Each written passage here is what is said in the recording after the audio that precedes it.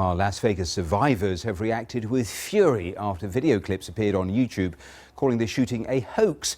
Videos with various conspiracy theories have been watched by millions. Well, our technology correspondent Rory Jones is here in the studio with me. And Rory, tell me more about these hoax videos and the response there has been from the many families who've heard about this.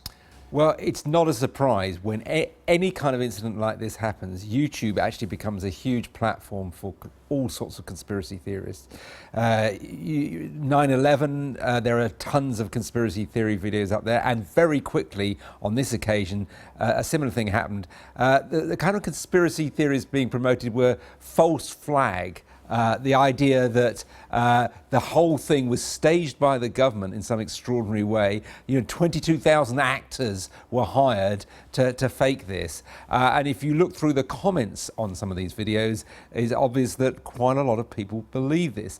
I think, though, what's really concerning is not that these videos exist, that's disturbing enough, but that in some cases they appear to be promoted by Google, by YouTube sort of algorithms, that you put in a search for information about this event and up at the top comes not the real news but the fake news. I'll come to the response from the authorities in a moment or two, but in terms of the response from the families, what has been said? Well, it's completely obvious how distressing it is if you've been caught up in an incident like this. They've said, we know what the truth is, we were affected, we've had loved ones shot. And it's a disgrace that YouTube is not doing something about this. They want these videos actually taken down. So tell me more then about the response there has been from YouTube. What have they said? Well, it's quite a bland response. We've got a little statement from them which says, when it comes to news, we have thousands of news publishers that present a variety of viewpoints available on our news channel. They're basically saying that it's not up to them to censor. They're going on to confirm, though, we got a separate message saying none of the videos reported to us breached our guidelines. And here's the issue.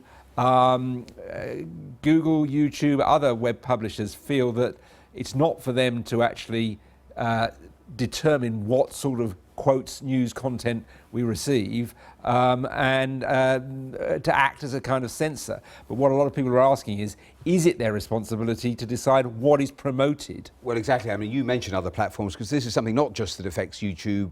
Other platforms have been grappling with exactly the same issue and controversies, haven't they? Yeah, this is an issue that we've seen explode over the last year, particularly in relation to last year's US presidential elections. Facebook under the spotlight this week.